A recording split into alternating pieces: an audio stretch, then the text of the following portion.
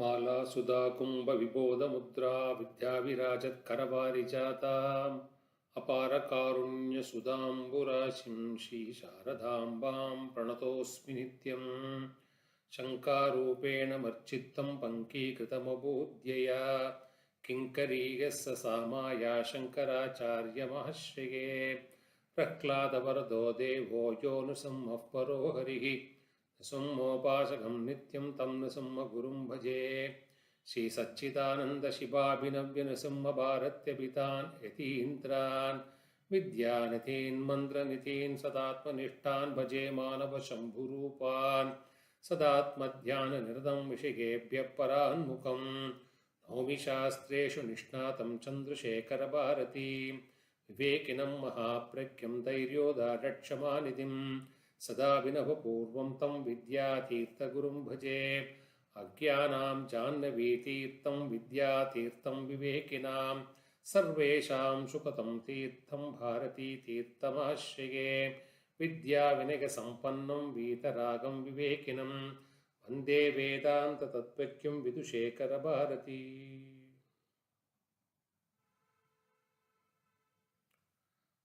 Offer this talk at the lotus feet of Jagadguru Srimad Abhinavidyatirtha Mahaswamigal, Jagadguru Shri Shri Bharati Tirtha Mahaswamigal, and Jagadguru Shri Shri Vidushekara Bharati Swamigal. I offer my humble pranams and seek the Ashirvadam also of my Manasika Vedanta Guru, Shri Shri Jnananda Bharati Swamigal.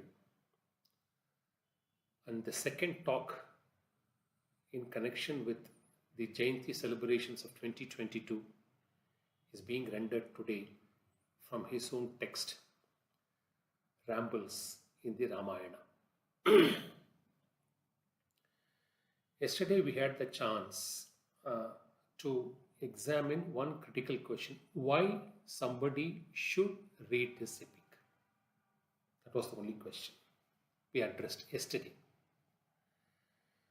Today, we have given you the broad reasons which Swamigal has captured in his text as to why especially a young mind should engage in knowing this epic. Now, this talk is only an attempt to extend the same plan by providing you some insights as to what can you possibly know from this text. A very limited bird's eye view, not more than that. And all these instances referred and quoted by Swamigal in this book. We are not taking anything outside it. So that it gives an idea what constitutes dharma. And how in practice what we do today may match with it or may be in complete variance to it. And whether the subtle suggestions made in the Srimad Ramayana of all these practice of dharma is something acceptable from a logical mind and logical pursuit. When faith is there, everything is acceptable. So these are the very few limited areas which we need to explore today. Yesterday we were highlighting how faith is a prerequisite to go near the text, and faith precedes understanding. Now, as an introduction before we go into the second talk, we must understand a few things. For time immemorial, we have been taught the invaluable truth that the power of chanting can do a lot of good. The chanting of any divine name, especially the name Rama or Ram, What does chanting do to us? Constant chanting of divine names will transform us. That's the truth. Truth validated by all the beneficiaries. You can say, come on, I converse 16 hours a day. I speak to so many people. So are you saying speaking will transform? It's not just speaking that transforms oneself. What you speak. So, if you talk useless things, that transformation will be for the deterioration. If you talk very constructive things, the transformation will be for materialistic happiness. But if you either talk about God, listen about God, hear pravachanas about God, or chant the divine names of God, or chant slokas, or recite mantras, then they are also capable of transforming you better as a better human being, as a more evolved human being over a period of time. So what the action you do using your mind, combining with the words and expressions you choose and channelize, transforms you into that. If it is material, it is material. If it is useless, it is useless. If it is destructive, it is destructive. If it is constructive, it is constructive. If you turn it towards God, then it turns you inwards and make you spiritual. Initially religious and later transform you into spiritual person. So, the best way to connect. Why are we advocating that this epic should be read by youngsters? Through different stories and through multiple characters, the practice of dharma has been exposed through this epic. So, if somebody preaches you dharma as 1, 2, 3, 4, we may not listen. But when we listen to a storyline, a story which had happened in reality, as truth, and a combination of characters in that story, in that epic, bringing out pluralistic human perspectives, human feelings, human emotions, and its values, then it becomes all the more important for us. And a sage like Valmiki has documented it, which is not an easy task. Then why the difficulty, and why are we not reading it or avoiding it? It's the question asked out of concern.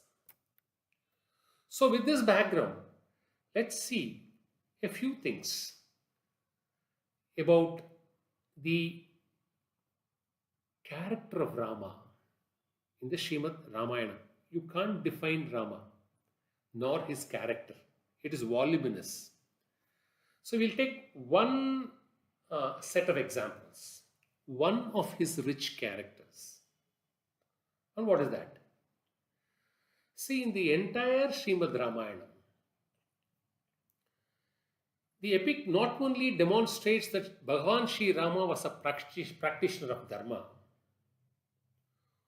Whoever came into his contact, whoever he had to confront, he ensured he stays on the course of dharma, and also ensured that the other person is either a practitioner of dharma, or if he or she is moving away from dharma, pull him back to the stream and make him practice dharma. This is a very interesting aspect. Bhagavan Sri Rama has ensured others also follow the footsteps of dharma.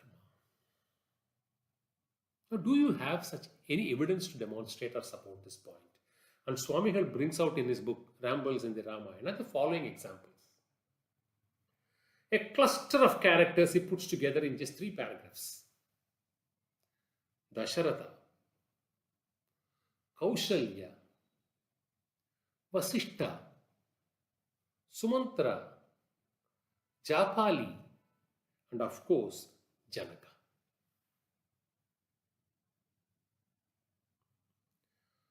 All of them dissuade Rama to stay in Ayodhya and go ahead with the coronation.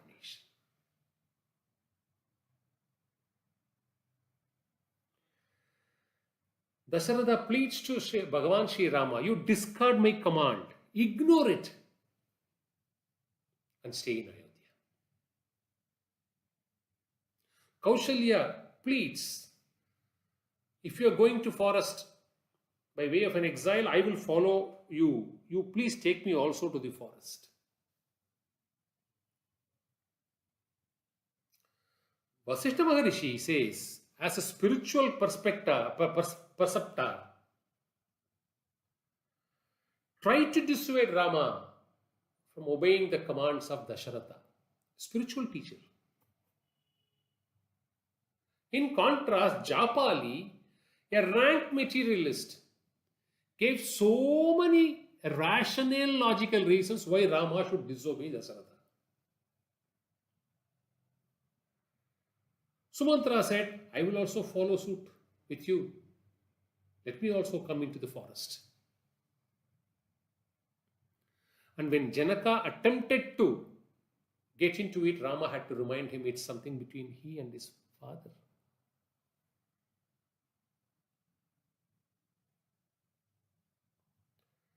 Rama, Bhagavan Sri Rama, did not budge any one of the six. And made them understand that if he decides to accept any one of these advice or suggestions, he will be straying from the Patha Dharma, and he would also make the other person stray from the Patha Dharma.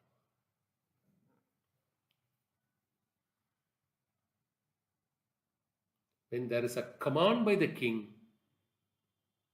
follow the command of the king. Obey the orders of the king. It's not father who can reverse it. It's not mother who can dissuade you. It's not your teacher who can say contrary to that. It's not your father-in-law who can advise you what you are supposed to do. Follow. That's a dharma in Treta Yuga.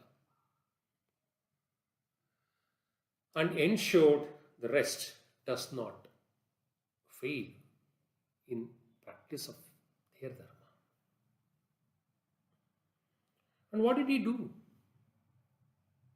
Therefore, when the call came that he should go into exile, he remained in equipoise.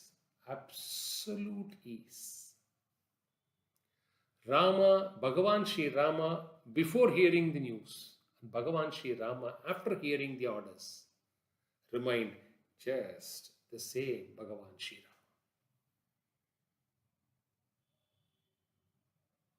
Unruffled, unperturbed, unmoved. No irritation, no emotional feeling. No feeling of loss of power. Nothing. Stoic, being stoic. Being strong, being courageous. These are all reflections of mind and mind attitudes. This may not even be right, because Rama was one who has conquered his mind. But there is nothing to reflect upon. So this is one example Swamigal cites to say how he ensured the practice of dharma. Now, for human beings to understand, Rama displayed the following. There are 4 illustrations which Swamigal captures from Srimad Ramayana. And these 4 illustrations are only for our sake, not for the sake of Rama. As to what we are not supposed to do and we should not The first two examples cited are the moral which uh, Srimad Ramayana seeks to convey is never indulge in fun making, either with simple or weak people or with cruel people who cannot understand or appreciate fun.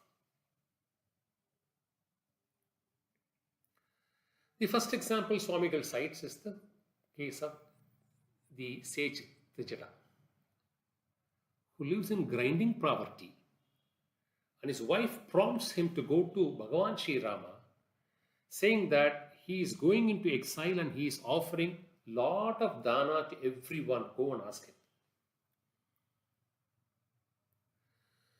So when the sage presents himself in tattered clothes, looking very weak and feeble,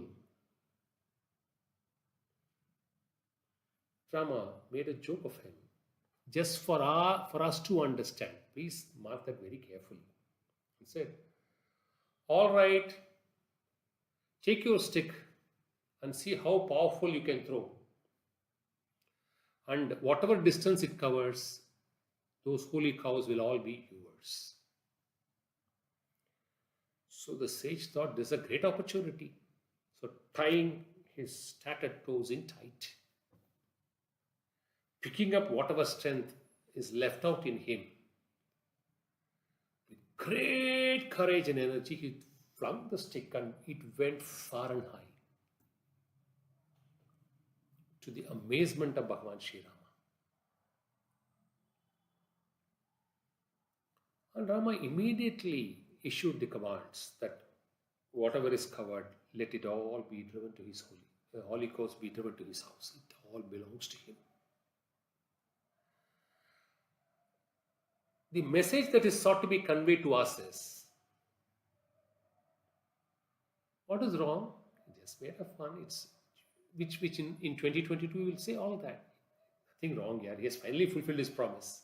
What is wrong? No, that's not the point. Through this episode, Sage Valmiki seeks to convey the message somewhere one can feel their own wealth, their own youth, their own strength. Only then you will be comparing it to the man's tattered clothes, his not being strong and his being very old. So there is an internal comparison prompting you to make fun of him,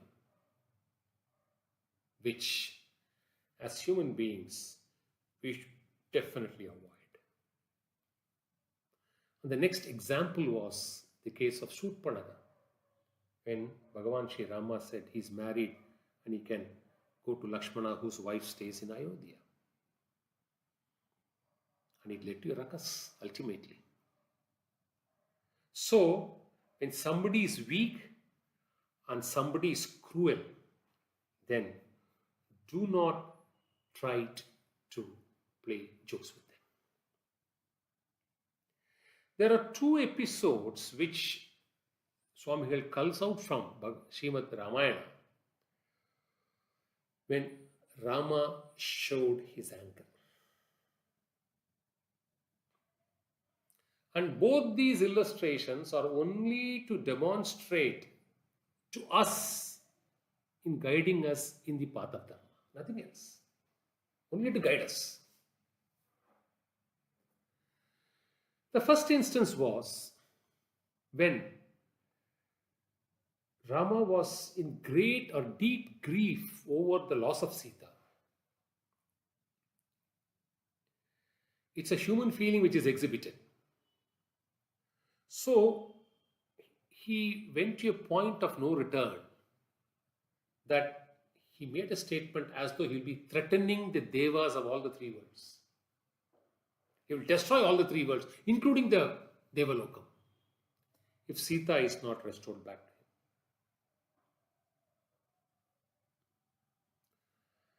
him. And Lakshmana had to course correct him and advise, which he took it immediately in good spirit. The second instance where he showed his anger was when there was a plan to build a bridge.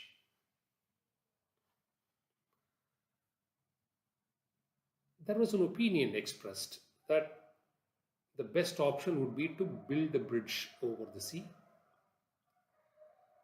And Rama went into penance, expecting that the king of oceans would obey his command and give way.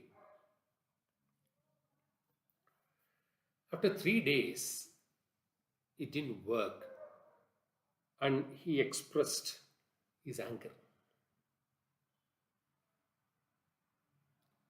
Immediately, the king of oceans rose up before him and prayed before him. Through this episode, the message that is sought to be conveyed to all of us is, look here, you can't expect nature to work against its own will. It cannot and it will not. See, the nature of water is to spread. It can't rise itself on its own and become an embankment, thus giving a pathway for Bhagavan Sri Rama and his army to walk through it, cutting across, crossing the sea and reaching Lanka. It is something which water, by its very nature, cannot do. So it says, neither love, nor greed, nor fear, nor threat can change my nature. Through deep love, do you think I can do it? Through deep fear, do you think I can do it? So, when nothing of this can work with nature, the other possibility has to be thought out of building a bridge over me. I will support there. I will ensure the bridge doesn't break. This is possible, but not the former. So, playing with nature, disturbing nature, attempting to destroy nature in our own way can only be counterproductive. If you broad base it to human sentiments, the core nature of anybody cannot be changed. It can be changed only through the guidance of a guru. That can transform anybody.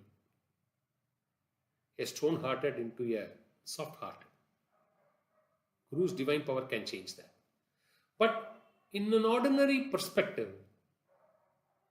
man's core nature cannot change. Either through love, this is a very important message. By pouring more and more and more and more of love, if you think that a heart will melt, basic nature won't change. So these are two important lessons taught to us, saying through the expression of anger, a cultivated anger for the sake of spreading out or reaching out or preaching out a message, this is sought to be conveyed to us. The third instance Swamigal quotes is see the level of adherence to Dharma.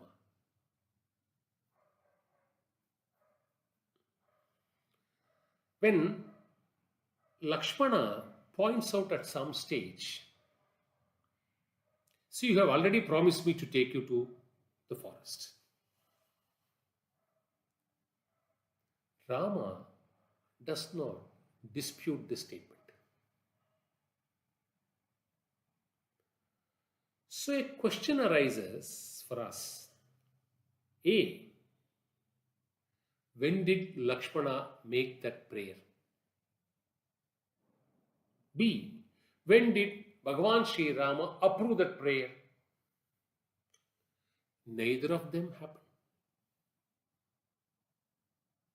So when they had not, such an incident has not happened, how did Bhagavan Sri Rama, known as practitioner of truth and practitioner of dharma, endorse this view?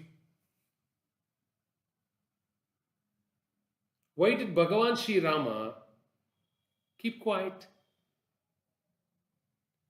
Did Bhagavan Sri Rama overlooked it, sidestepped it, ignored it, or tacitly approved it? See, this question is posed to test the level of dharma. Did he forget so as to dispute the statement of accuracy made by Lakshmana?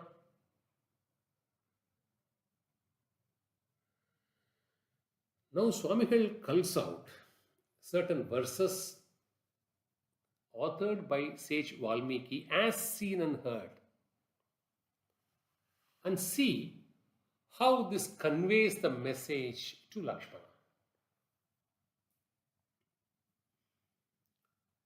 When Lakshmana turned violent on hearing the news of exile,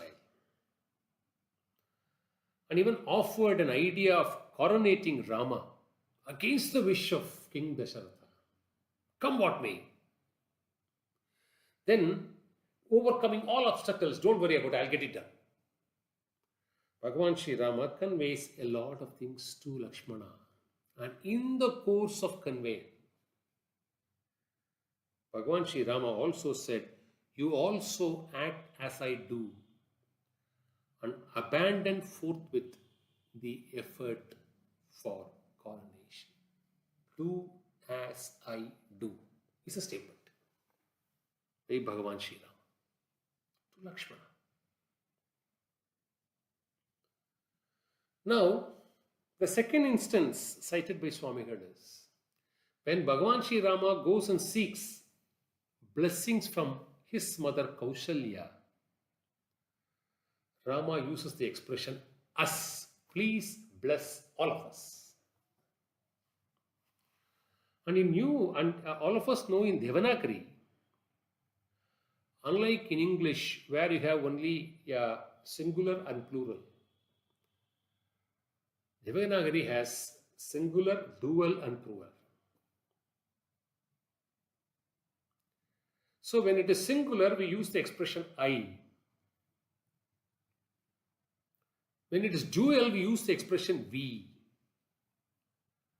And when it is more than two and therefore plural, the expression us gets used.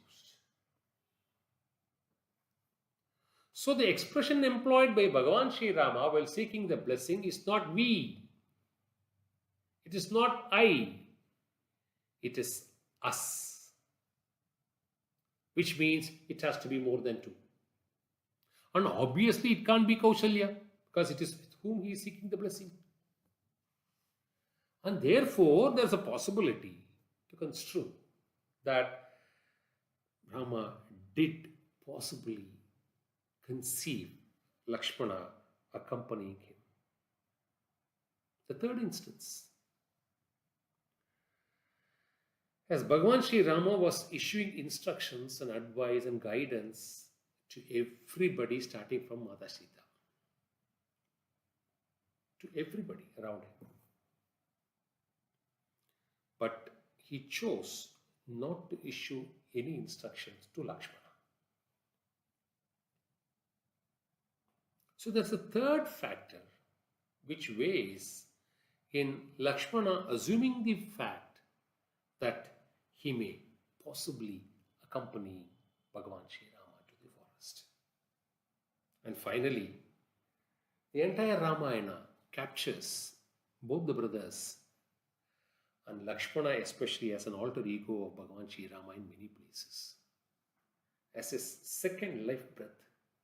That's what Swamigal uses in the writing. So cumulatively, If you take all these circumstances together, it's not as though Rama said something, or Lakshmana approved it or accepted it, Rama forgot it, overlooked it, sidestepped, nothing of that sort. There was no conversation as such. But the assumption by Lakshmana and the silence, the eloquent silence by Bhagavan Sri Rama is very apt there, because the assumptions by Lakshmana cannot be proved to be wrong or incorrect. This is the level of adherence of Dharma in those days.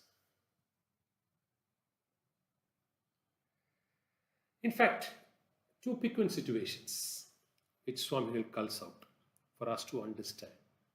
One, Bhagavan Sri Rama with King Dasharatha. And two, Bhagavan Sri Rama with his mother Kaushalya. Dasharatha says, look here Rama, I only ordered you to go in exile into the forest for 14 years. Now, I am ordering you, you take me as your captive.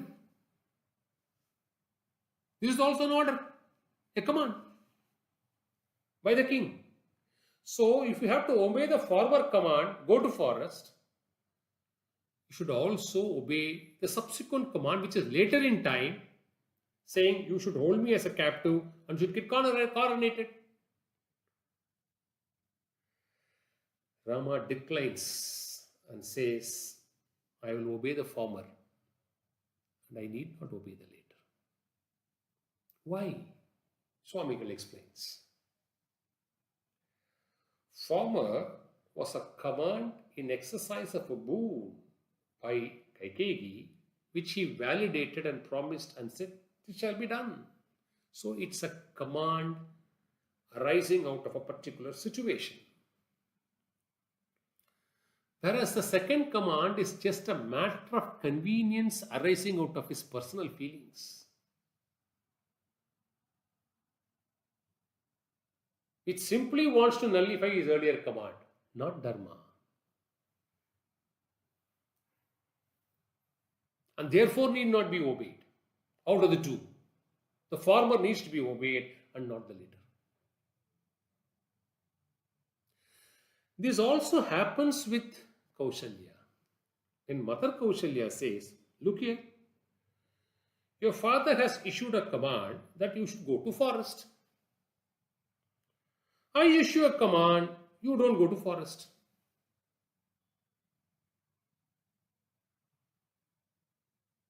I issue a command, I'll come with you to the forest. See, Kaushalya is also a practitioner of Dharma. She did not approve with the view of Lakshmana of toppling and coronating Rama at any cost. She did not approve for that. But she said, I'll also come with you to the forest. Now you have to obey. He's your father, I am your mother. So you should also give preference to my views. So why don't you obey my command? Now Rama answers this situation, saying that, look here, coronation is something to do with kingship. It is something to do with rulership, something to do with kingdom and its people. When the king commands that I should go in exile, this command of the king binds me as a subject and binds you, my mother, as well as a subject. So both of us are subject before the king.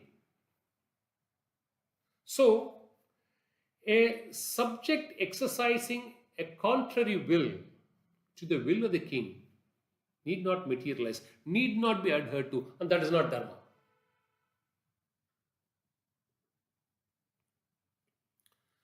Now, Kaushalya uses the second defense, saying that there's every possibility that Kaikeyi may ill-treat me.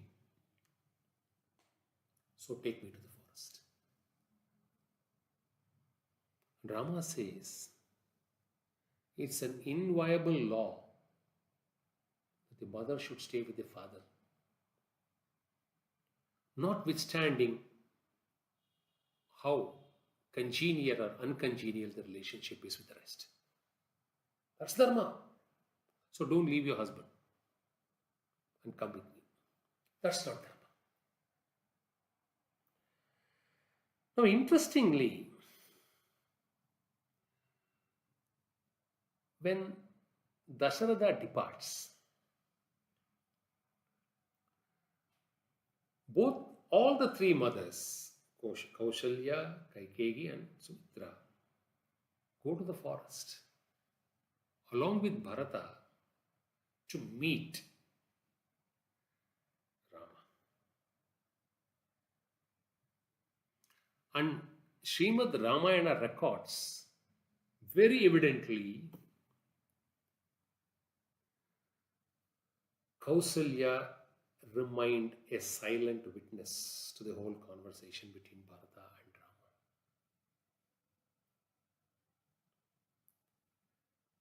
See, the situation is like this. Rama was right in saying that Kaushalya should stay with King Dasharatha and not move away from him. But King Dasharatha has departed. And therefore, the mother has the rightful duty to join his son.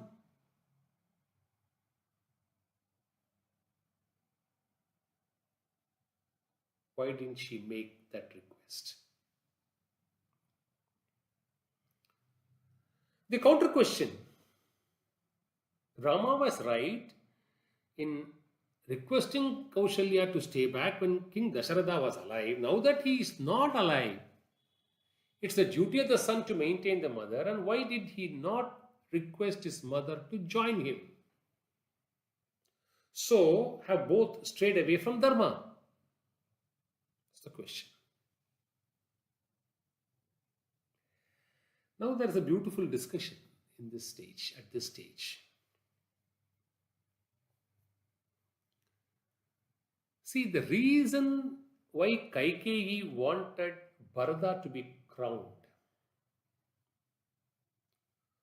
was not agreed over the kingdom, nor was it a feeling that her son should be crowned overlooking Rama's claim, rightful claim. When Manthara conveyed the news that Bhagavan Sri Rama is going to be crowned, she was very happy. And when she conveyed and compared, look at this, Bharata is not going to be crowned and Rama is going to be crowned. She said nothing wrong. Even if there's an offer to do it, I would rightfully say that it should go to Rama. So, she had no interest for the kingdom, nor making Bharata a king. But mantra is mantra. So, she shifted the gears and said, look here, both you and Kausalya had never had a great relationship. The relationship has always been strained.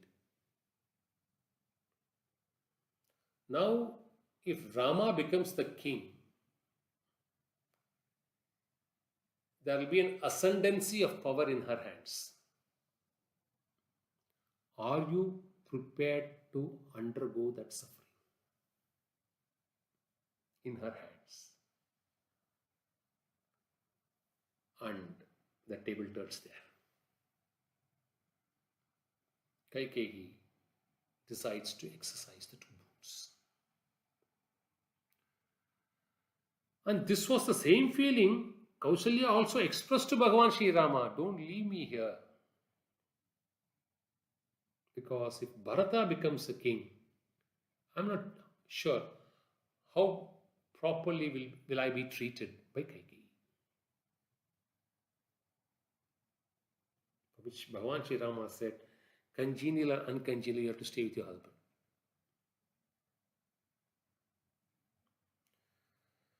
Now, three things have changed.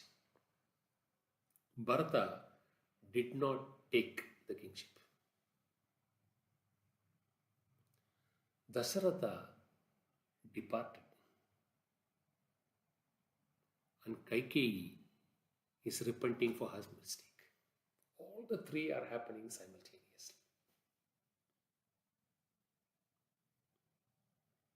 Therefore, the assumed fear of an ill treatment by Kaikeyi over Kaushalya is ruled out. It doesn't happen. And therefore, there was no need for Kausalya to renew her request that it's time I join you. Never mind. But Rama had a dharma to take his mother with him. Rama did not take because forest life is not a pleasant life. And at old age, his mother deserves a peaceful life, which he cannot assure in forest. So it is the contingency that demanded him not to make this request to his mother. Because if he makes, she will come. She will not refuse. But she has to put up with all the ordeals which Rama and Lakshmana underwent, along with Mata Sita. And therefore, both of them stayed only within the realms of dharma in maintaining silence during this part of the conversation. It comes to Sumitra. This is how she is featured as a practitioner of dharma. She appreciated the laudable objective of Lakshmana when he wanted to join Rama in exile. She said that's the right way to decide. That's the right way to keep up the family tradition. In spite of the fact that she's a mother of a child, weeping inside, she approved of it. And sage Valmiki records two important qualities of Sumitra. She never ever spoke ill of either King Dasharatha or about Kaikeyi. Once. It's a rich quality for a practitioner of dharma. Not to utter a word, neither about her husband nor about Kaikeyi. Even though Bharata does express a few views about Kaikeyi very strongly, as a very stubborn lady, as a lady who believes that she is always right. He narrates her a few things in a sheath of anger. And therefore, this is one scale of practicing dharma. Then Swamigal makes, this is very important for us. Swamigal makes a very interesting comparison between Lakshmana and Bharata. Something very important to all young minds. And Sishyas, it's very important because the types of Sishyas matter to a Guru. See, Lakshmana was at the physical presence of Rama all the while, this 14 years. And Bharata was away from Bhagavan Sri Rama all the 14 years. A complete contrast between the brothers. But both revered Rama. Both showered their love on Rama. And both were ready to take any orders from Bhagavan Sri Rama. And Swamigal, in his characteristic style, makes this beautiful comparison. A Sishya who is privileged to serve God, we can substitute it with Guru also.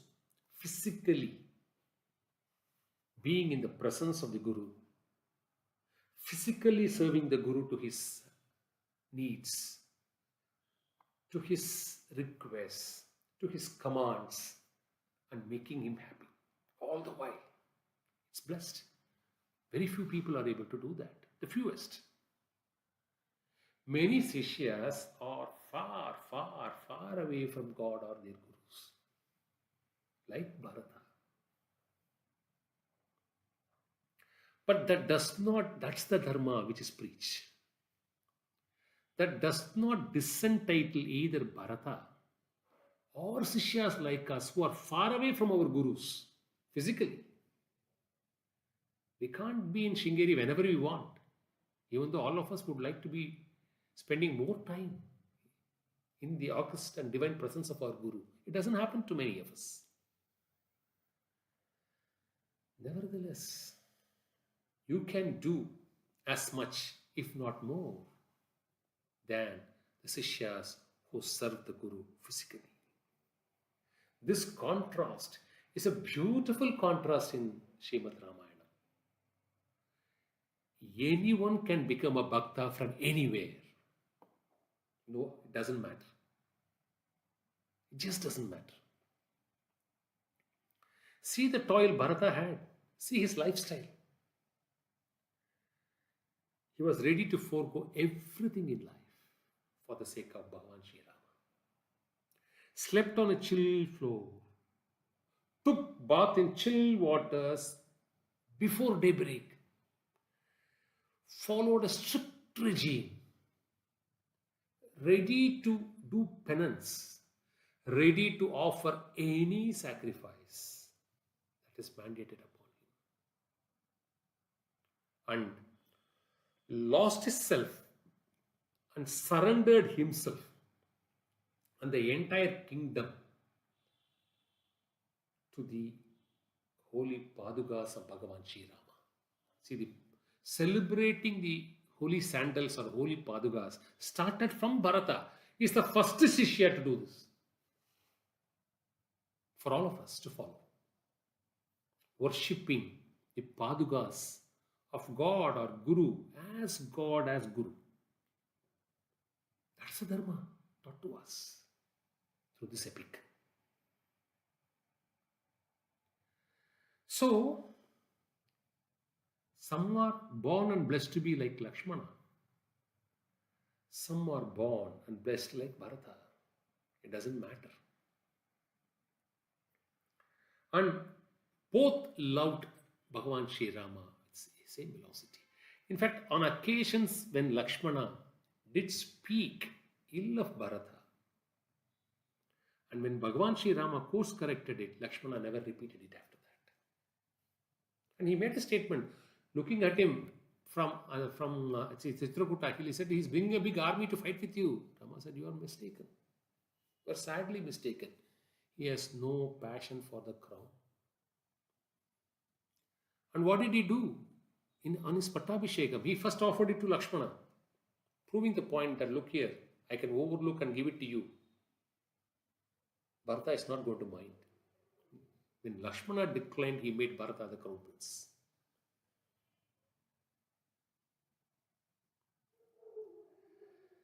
These are the high ethical moral standards. Very, very few glimpses we have given to you from this book in these two talks. One should read this 180 pages. It's only 180 pages. And start getting into, connect yourself with good texts, good commentaries and good discourses. Let me close this talk with one caution. See, it is not enough if you read the stories and understand it your way, and understand it, more importantly and cautiously understand it, avoid understanding it in the wrong way. How should each episode in any epic, any Purana be understood is very important. Picking up the right threads are very important.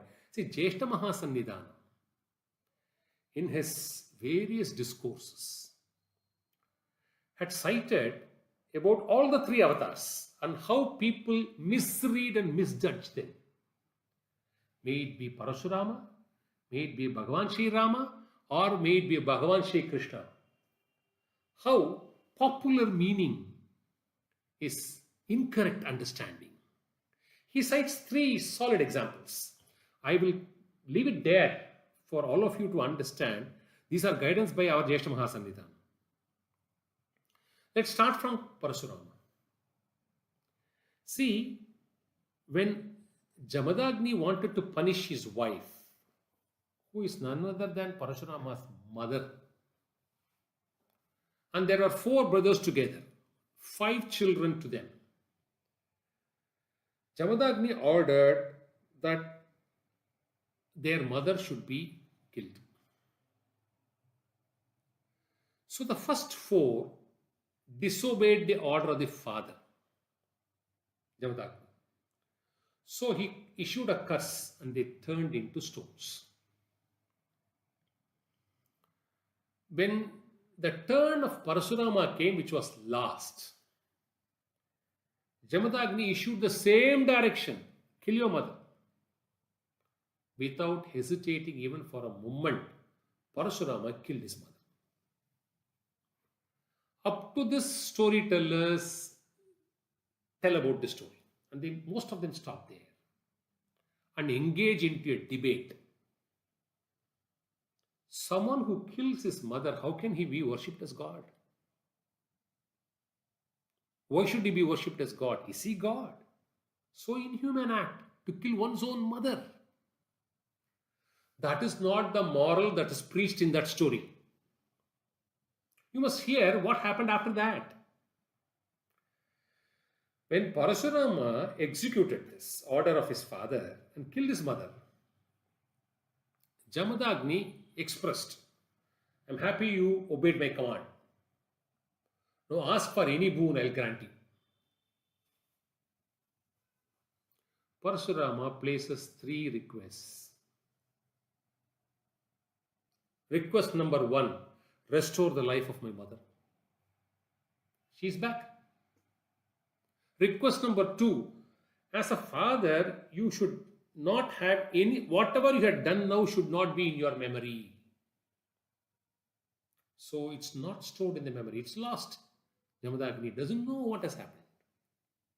And 3, restore the lives of all my 4 brothers. All of them come back. So what is the moral for a common man like us? In worldly life, it's not enough if you are just emotional. You have to be tactical in a defined situation.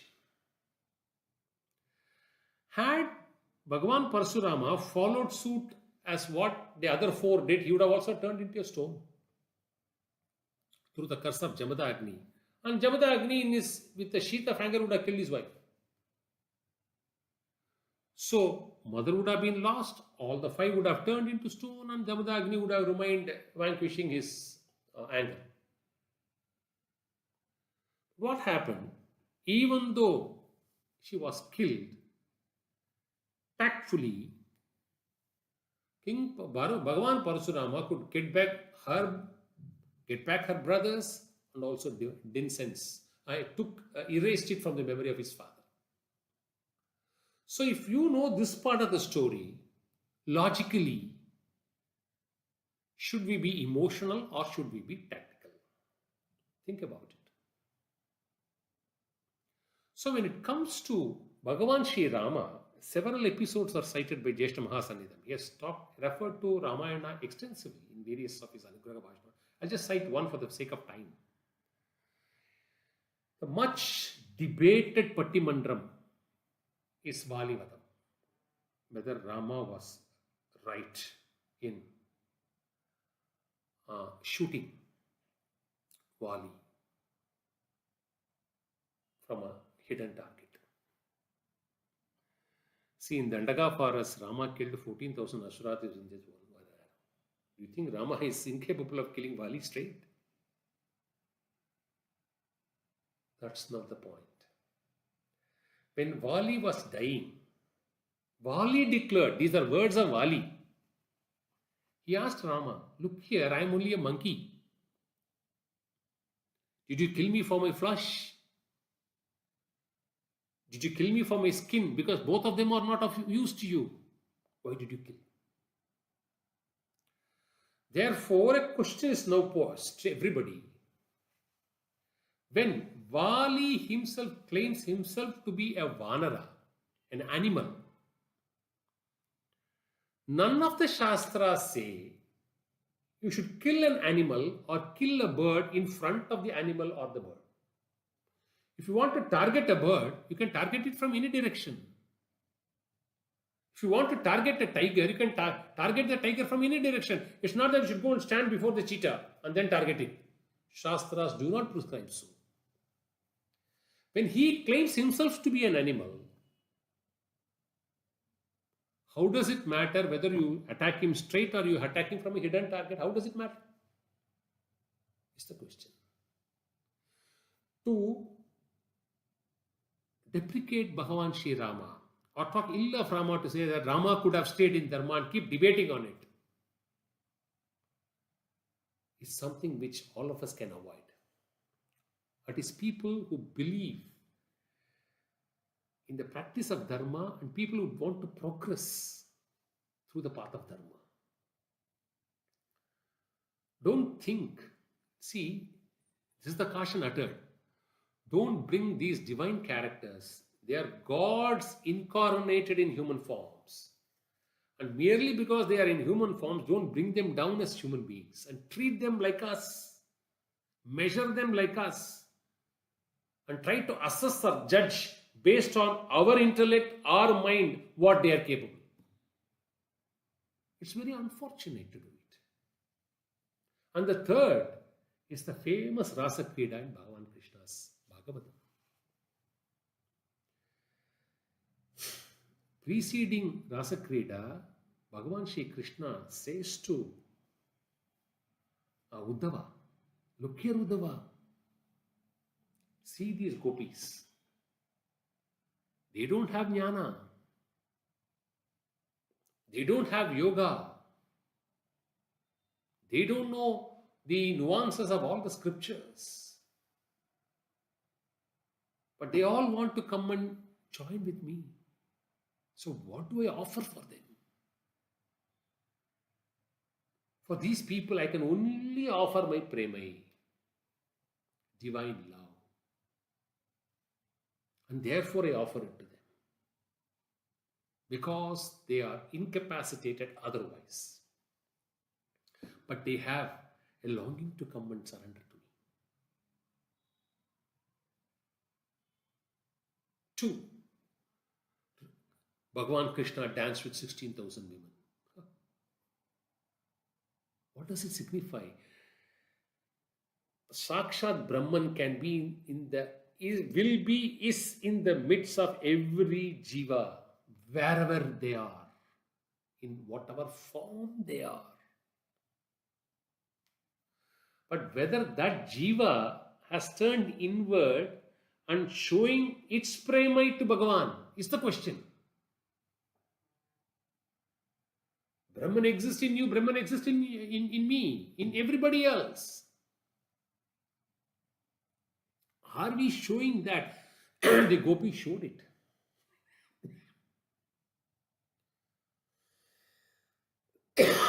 Why 16,000? It can be 16 million, it can be 16 endless. Brahman will be everywhere. Tell me a place where Brahman doesn't exist. It's the second message of Rasa Krida. Third, when for a moment the gopis thought, look here, Krishna is only with me, Krishna disappeared from them.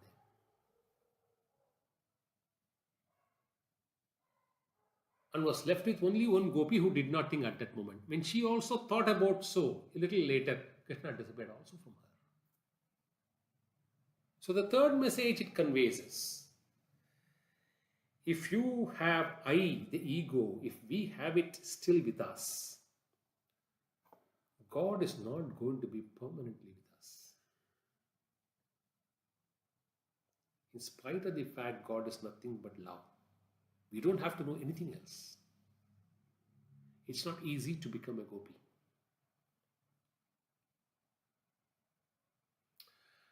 And most importantly, the qualification to read Rasa Krida is having a state of mind to read it.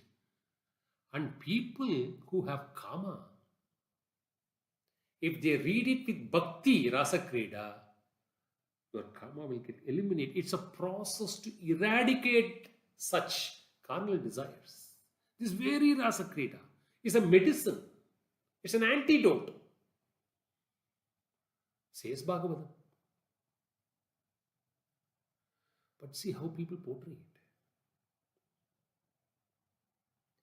So when you read about Avatara Purushas, and when you read about epics of these Avatara Purushas, whether it is sage Valmiki's Srimad Ramayana or sage Vyasa's Srimad Bhagavatam, be very, very, very careful and cautious while reading it. It's a very humble folded request. Don't judge them on your own scales. Don't be influenced by very, very substandard comments, which are plenty. Therefore, go by a proper guide and understand it and add value to your life. I once again thank Shankar, who is very fortunate to be serving the Adhishthanam of Sri Jnananda Bharati Swamigal, the Manasiga Vedanta Guru. And I also thank Shingeri Guru Badava channel for supporting in webcasting these two talks. As I said, these two talks are not about Ramayana or as a discourse. This is only an introductory talks to induce youngsters to read the epic and understand it correctly through a proper guidance and orientation. Nothing beyond that. If something good has come out of this talk, it's the grace of Acharyas and the Asirvadam of Swami Nananda Bharati Swami. There are any errors, it's completely attributable to me and to my human faults. With these words, I'm so blessed to offer this lecture, two-part lecture series during the Jayanti celebration of Sri Jnananda Bharati Swamigal, who had been a Laukika like us, and through Guru's grace has transformed himself into a great sannyasi. When I say Laukika like us, it's not like us doesn't mean like us in comparison, in terms of the ashrama dharma, because he remained outstanding even as a grahastha. The kind of knowledge he had over Sanskrit, the command over the Shastras, anything under the sun relating to Sanatana Dharma, he had it in the scripts. That's the greatness of Swamigal. I once again bow down and seek the Asirvadam of Swamigal and continue to teach me as a Manasiga Vedanta Guru. Sadashiva Samarambam Shankaracharya Madhyamam Asmat Acharya Paryantam Vande Guru Parampara. Offer this talk at the lotus feet of Jyeshta Mahasannidhanam Jagadguru Srimad Abhinava Vidyatita Mahaswamigal, Mahasannidhanam Jagadguru Shri Bharati Tirtha Mahaswamigal, and Sannidhanam Jagadguru Shri Vidushekara Bharati Swami.